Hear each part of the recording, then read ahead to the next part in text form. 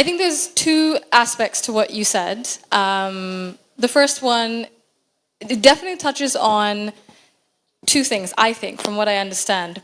That the world, whether it's education, whether it's professional life or climate change issues, anything, safety, security in terms of transport, it's designed for men to be safe, to succeed. It's not really designed for women. Women have to fit in somehow. And so the buses, the roads, maybe they're not the safest for us, accommodation, climate change, policies, disaster planning isn't taken into mind.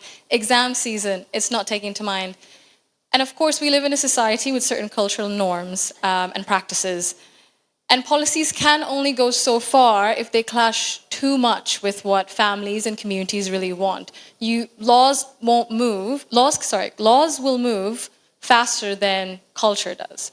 So you have to take that into consideration when we create policies and implement them. So, for example, my grandmother's policy about food for education, cash for education, it understood what the barrier was for a lot of girls going to school.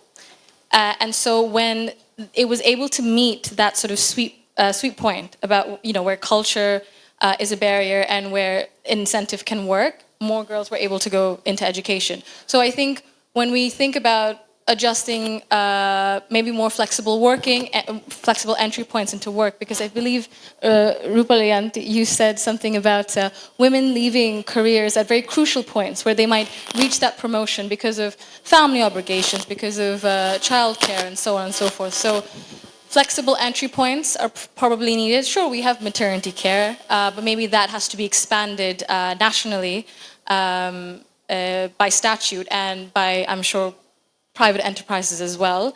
Daycare centers, definitely, that's something I believe my dad is very keen on. He was very hands-on with me as well, as I mentioned. So he understands how difficult it can be to manage childcare. So if that's more accessible for people, say, working in the garment factories, it's 60 to 65% women right now. That makes it quite difficult. So again, I think there needs to be a little bit of a redesign. The pen is mightier than the sword, so we can use it to redesign certain things to help women succeed more in society.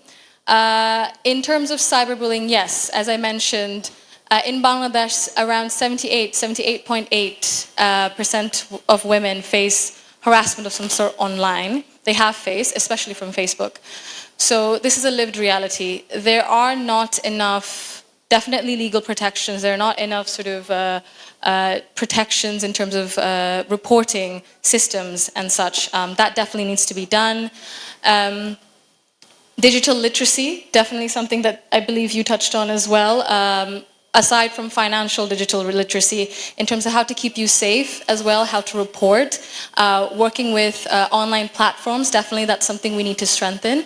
Maybe that's something Kosudada can touch on as well. A lot of things need to be done. Again, keeping in mind that the world is not just for men to succeed, it's for women. So we have to put ourselves forward. So thank you for that question. I really think there are small things we can do. Sorry, just to touch on another thing, I think, I believe all of you probably mentioned in some way or the other that we have a lot of policies, we have a lot of laws. I believe there were other comments as well, but it's not integrated. They're sort of in silos. And so when you're trying to find something, even I'm sure you experienced this as a law student, I've also experienced it in the UK, and we have a lot of things back from British colonial times.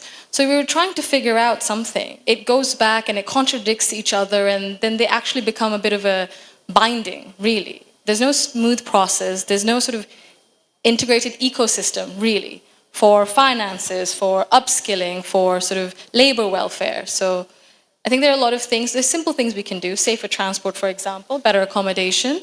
So yes, little things in terms of redesign, but inshallah.